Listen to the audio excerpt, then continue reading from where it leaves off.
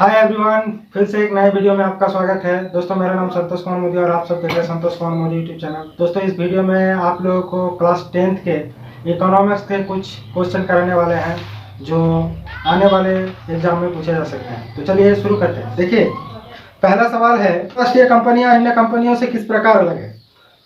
तो आपको एक काम करना है, एक तरफ लिखना है बहुराष्ट्रीय कंपनियां और दूसरा तरफ लिखना है अन्य कंपनियां। बहुराष्ट्रीय कंपनियां अन्य कंपनियों से किस प्रकार अलग है ना। बहुराष्ट्रीय कंपनियां विभिन्न देशों के साथ मिलकर व्यापार करते हैं। बहुराष्ट्रीय कंपनियां बहुत सारे देशों में उसका उत्पादन होता है। बहुराष्ट्रीय कंपनियों के सिर्फ एक देश में उत्पादन नहीं होता है, विभिन्न देशों में उसका उत्पादन होता है। उसका स्वामित्व सिर्फ एक देश में नहीं है, विभिन्न देश में उसका स्वामित्व होता है। लेकिन अन्य कंपनियों में क्या होता है, ये सिर्फ एक ही देश के अंदर होता है और इसका स्वामित्व कोई एक व्यक्ति या सरकार होता है। समझ में आ रहा है। दूसरा हो गया, बहुराष्ट्रीय कंपनियां उसी जगह पर निर्माण किया जाता है जहां पर सभी सुविधाएं उपलब्ध हो, जैसे कि श्रम, पानी, ऊर्जा। यानी एक कारखाने के लिए, एक प्रोडक्ट बनाने के लिए जितने सारे चीजों की आवश्यकता होती है, अगर उन सुविधाएं मिल जाए तो एक बहुराष्ट्रीय कंपनियां वहीं जगह बनाया जाता है। लेकिन एक अन्य कंपनियां क्या होता है, वो भी देखता है कि हम देश के अंदर उसी जगह पर कारखाने बैठाएंगे जहां ये सब चीजें मिल सकता है। कोई चीज अगर हम बनाएंगे तो उसके लिए जितनी सारी चीजों की जरूरत हो, अगर वो उपलब्ध है तो उसी जगह पर भी अन्य कंपनियां बैठा जाता है। लेकिन अन्य कंपनियों में क्या होता है कि इससे फिर भी देश के दूर दूर तक व्यापार में बहुत अधिक लगान हो जाता है, यानी खर्चा बहुत ज्यादा हो जाता है। लेकिन एक बहुराष्ट्रीय कंपनियों में उतना खर्चा नहीं होता है, इसलिए बहुराष्ट्रीय कंपनियां अधिक लाभ कमाता है और एक अन्य कंपनियां कम लाभ कमाता है।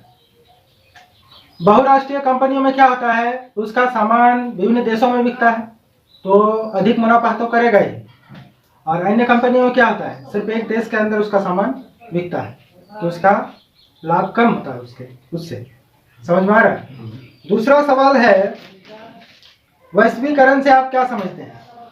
तो वैश्वीकरण यानी एक देश के साथ दूसरे देशों का जोड़ना, विभिन्न देशों के साथ मिलकर व्यापार करना। एक देश से दूसरे देश विभिन्न वस्तुओं का आदान प्रदान करना, इसे वैश्वीकरण कहलाता है। वैश्वीकरण वर्तमान समय के लिए बहुत ही जरूरत है या बहुत जरूरी है। उसके बिना देश का विकास करना मुश्किल है। ठीक है।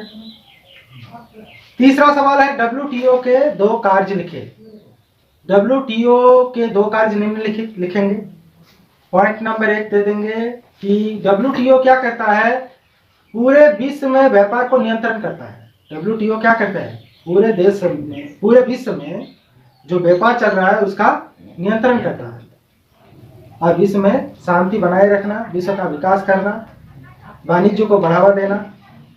समझ में आ रहा है। चौथा सवाल है, विदेश व्यापार और विदेशी निवेश में क्या अंतर है। विदेश व्यापार यानी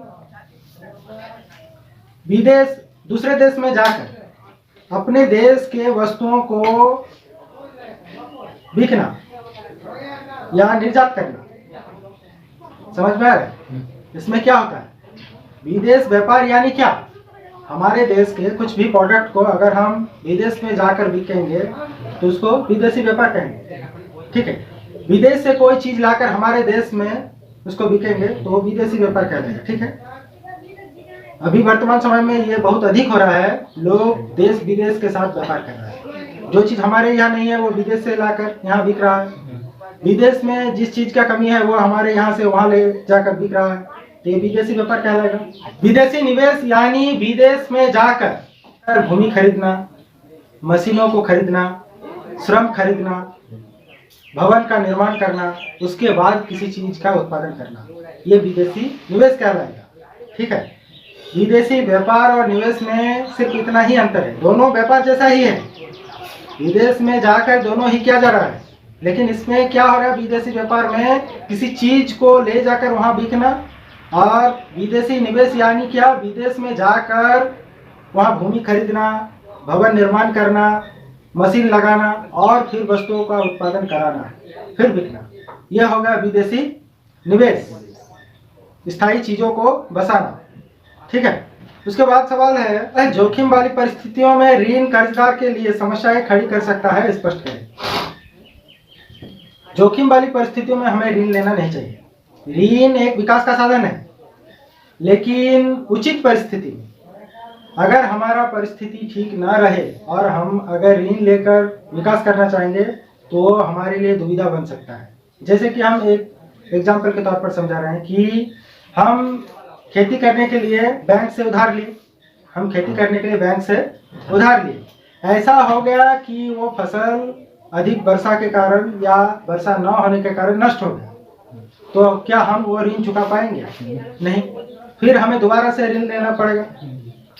फिर ऐसा हो गया तो वो ऋण हम कभी भी नहीं चुका पाएंगे, वो हमारे लिए एक बोझ बन जाएगा और उसे चुकाने के लिए हमें क्या करना होगा? अपना जमीन भी बेचना पड़ सकेगा। हाँ, तो जोखिम वाली परिस्थितियों में ऋण हमारे लिए क्या हो रहा है? बोझ हो रहा है।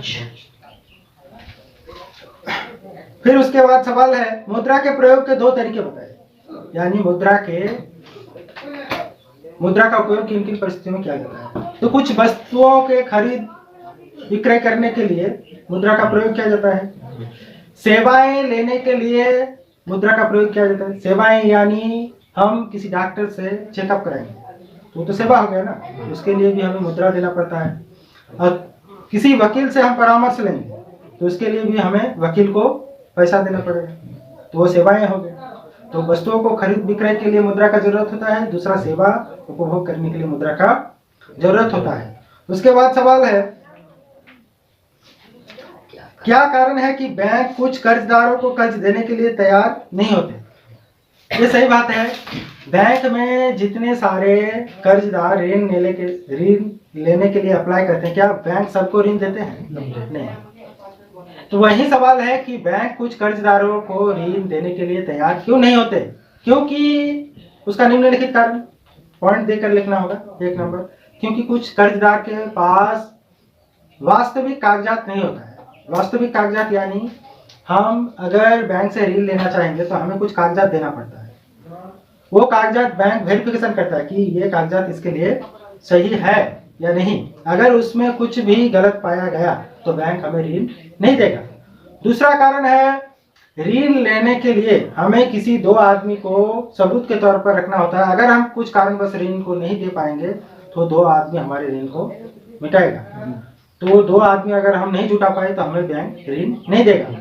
तीसरा कारण हो गया कि बैंक से ऋण लेने के लिए नौकरी के कागजात से भी होता है। अगर हम सही नौकरी के कागजात नहीं दे पाए तो हमें बैंक ऋण नहीं देगा।